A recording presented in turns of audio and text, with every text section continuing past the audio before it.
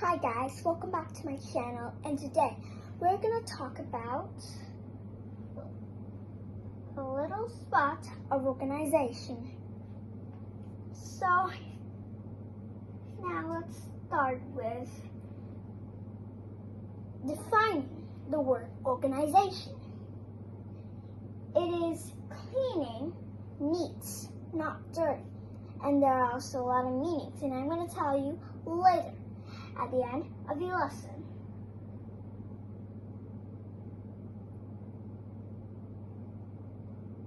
You see this girl? This girl is cleaning, which is organizing her room to look neat. So now, how to clean your room? So, first, you have to find a box or a container where you will put things in it and sort things out. Number 2, put the toys or objects sorted in the box and then label it. For example, here are the 3 notes which I think that I'm going to use it as an example of a box. Okay, a box. The first box is donating. The second box is trash. The third box are toys. So, okay.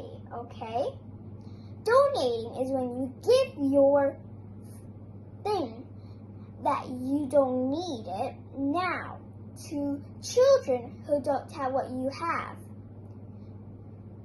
So that's a good thing. For example, you have this on your birthday and now you don't use it anymore because at that time, at that birthday, it's when you are 5 years old and now you're 5 times older.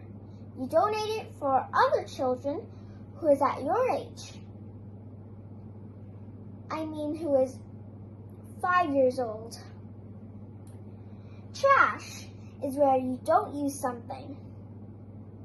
You put the things that you don't use. Toys are the things that you're playing with. It doesn't have to be toys, but it can be objects. You have to label it on the box so you know. Or if you don't label it, you accidentally put the wrong thing on the wrong box. So do you know that organizing grows your memory? It trains your brain to separate and categorize and separate. So you see, you're sorting the boxes which are separate and you're organizing which are categorized. So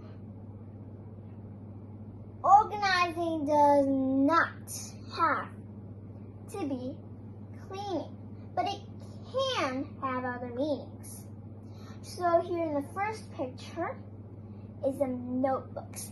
Guess what it is? It's a to-do list. If you're so clever and you're so organizing, you're so clean, it doesn't have the meaning clean that you're very good at organizing. So you have to do a to-do list, like what you have to do, and then when you're walking past it, and then you see it, oh, I have to do this. That reminds you. Second are stickers.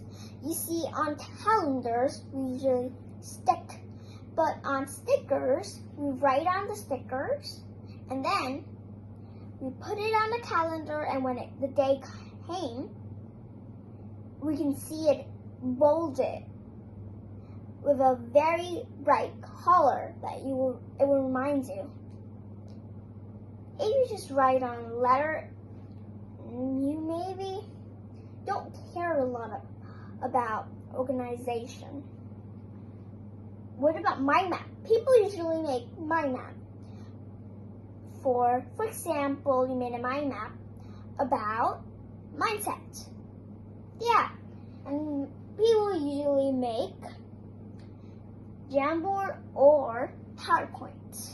So here's Jamboard, and the reason why I'm organizing